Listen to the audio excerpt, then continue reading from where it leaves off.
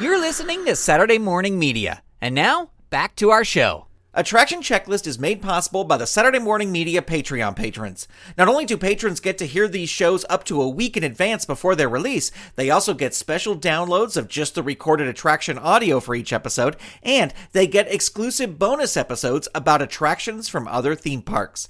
Consider becoming a patron today for as little as $1 a month over at patreon.com/Saturday Morning Media. And thank you for your support. My name is Grandpa Choco, and I invite you to join me on my quest to learn about and experience every Disney park attraction I possibly can. This is Attraction Checklist.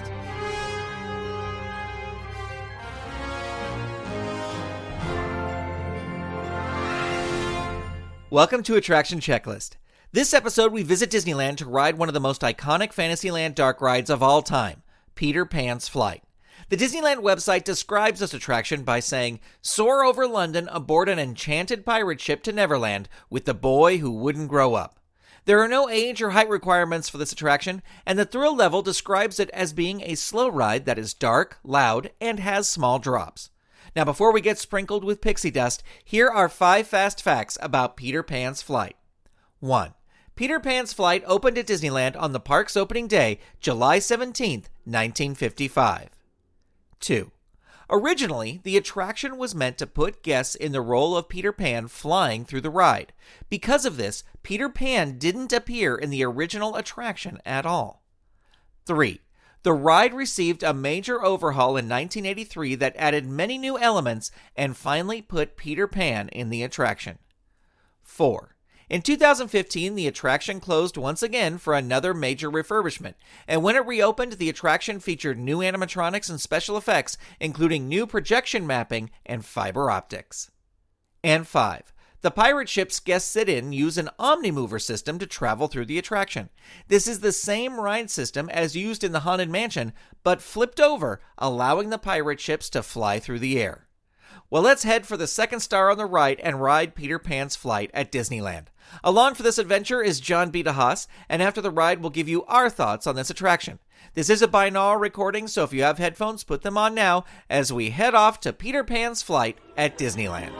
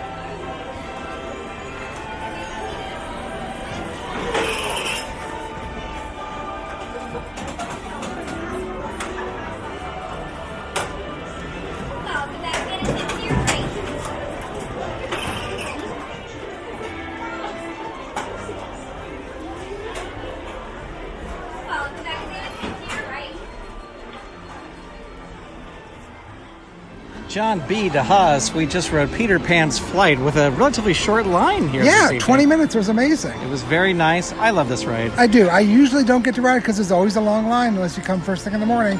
Right. There's no fast pass here.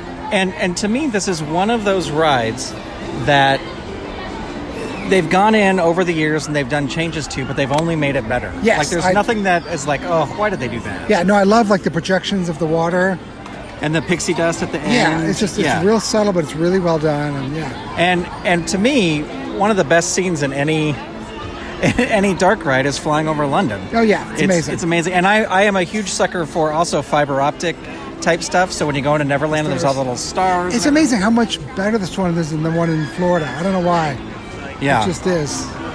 Well, I love this ride. Like you, it's one I don't ride often because the line is usually very, very big. But I love it. And I love that they have, for Smee and Captain Hook, at least at the end, the original voices. Yeah. I love that. And the music throughout is great, and it's very clear. It doesn't fade in and out or anything. And yeah. It's great. The whole thing's great. I love this ride. John, your rating for Peter Pan's Flight? 10 Lost Boys out of 10 Captain Hooks. There you go. 10 out of 10. 10 out of 10. I know. It's a perfect score. Unbelievable. Thanks, John. Thanks. Do you agree or disagree with our thoughts on this attraction? Or do you just want to let me know what attraction we should go on next? Send me an email at hello@SaturdayMorningMedia.com, or you can let me know via Twitter, where my username is ToasterBoy, or post on the Attraction Checklist Facebook page at facebook.com/Attraction Checklist.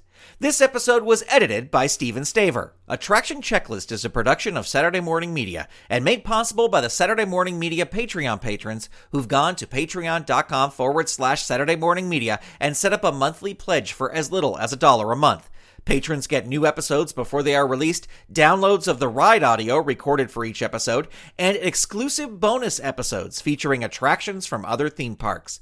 If you'd like to support this show and the other fun content from Saturday Morning Media, become a patron. Head on over to patreon.com/Saturday Morning Media and set up your monthly pledge today. You can also tell a friend about the show or leave the show a review on Apple Podcasts, Spotify, Google Play, or wherever you get your podcasts. Thank you so much for listening. Attraction Checklist is copyright 2019 Saturday Morning Media, Grant Pachoco executive producer, all rights reserved. www.SaturdayMorningMedia.com. You've been listening to Saturday Morning Media. Stay tuned. We'll be right back.